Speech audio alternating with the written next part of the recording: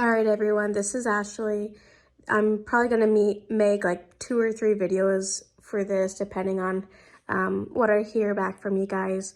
I know we've all been struggling. I have been struggling. I think I finally figured out how to do some of this stuff. So I figured I'd try to help. If any of this still doesn't make sense, let me know and I'll try to explain it in other ways. But I'm going to start with calculating productive time, because this kind of lays the foundation for what we're going to be doing later on. So let's just dive right in. Before we go too much farther, we need to understand all of these things up here. So 1 FTE is equal to 2,080 hours per year. That's something that you just have to know. She is probably not, I can almost guarantee you, she's not going to give that to you on the test. So you have to know that. Number 2, an FTE, or full-time equivalent, is equal to either 1 full-time position or 2 part-time positions. Part-time is exactly half of 1 full-time, so that's why we use FTE instead of making the distinguishing between these 2 positions, because that just makes it more confusing. So all you need to know, 1 FTE is 2,080 hours per year. We also need to know that 1 workday is equal to 8 hours. I know we all are used to working 12-hour shifts. That's kind of the norm for nursing. But for all of these problems, 1 day is 8 hours. And then the last point we need to know for this section is productive time versus non-productive time. Productive time is, of course, when we're working.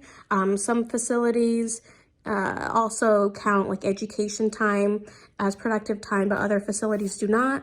But productive time is working.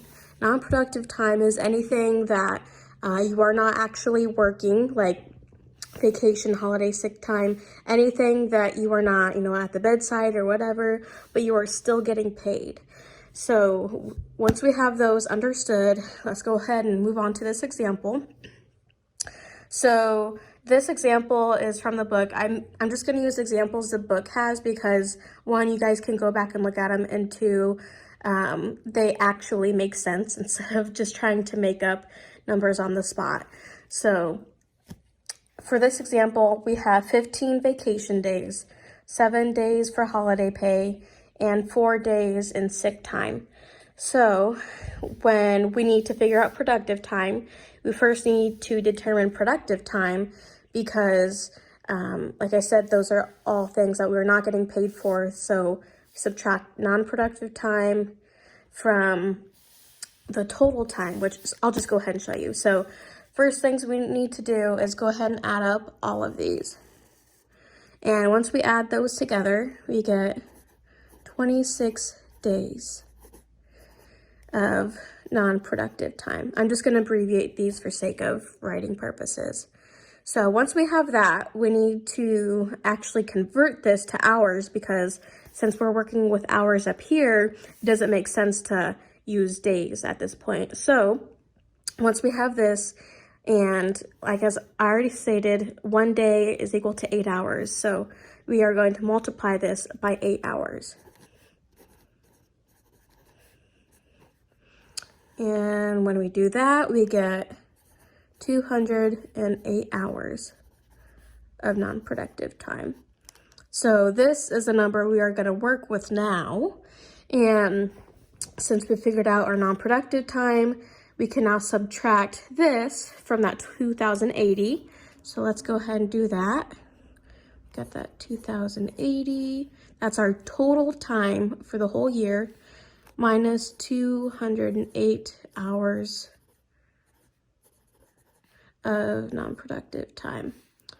Then with that, we get a total of 1,872 hours of productive time. And again, I'm just abbreviating it.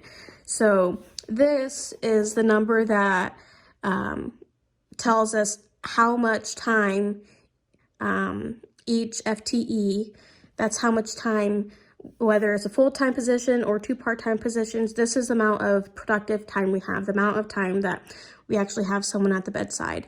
So I'm going to end this first video here, allow you guys to kind of process this And if you have questions with this, just let me know, and I'm gonna go ahead and make another video here. Thanks, guys.